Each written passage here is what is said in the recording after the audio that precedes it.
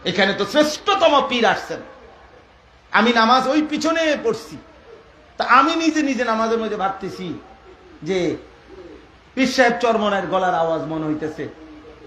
সালাম ফিরাই আমি আমার খাদেম যে ছেলেটা জিজ্ঞেস দেখছুনি যিনি নামাজ পড়াইলো, হুজুরের গলার মতো মনে হইলো। সে বলতেছে কয় না হুজুর হুজুরই। আয় হলো মাশাআল্লাহ, আইসা দেখলাম হুজুরি। মানে আমি প্রথম বুঝি নাই বা শুনি নাই, জানি নাই এত বড় মানুষরা এখানে আসছে।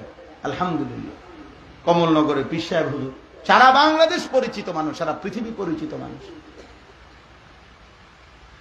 উদ্দেশ্য একটাই, আত্মগঠন, আমার ফিকির তৈরি হওয়া আমার ভিতরে।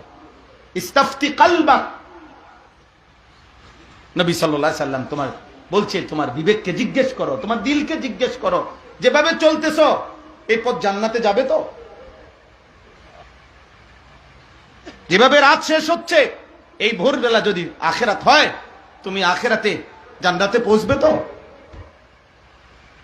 যেভাবে দিন যাচ্ছে, যেভাবে ব্যবসা করতেছ, যেভাবে চাকরি করতেছ, হাই নওজোয়ান, যেভাবে একটা একটা দিন পার করছো, দিন শেষে রাত শেষে তোমার আখেরাতে জান্নাত পর্যন্ত পৌঁছবে তো এভাবে?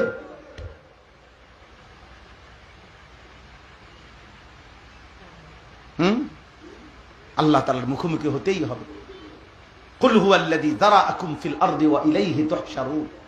আল্লাহ বলেন, হে বন্ধু আপনি বলে দেন আমি তোমাদেরকে গোটা পৃথিবীময় ছড়িয়ে দিয়েছি, আবার আমি আল্লাহই আমার নিকটেই তোমাদের তুহশারুন, হাসর হবে, জমা হবে, আমি আমার কাছে আবার তোমাদেরকে জমা করব,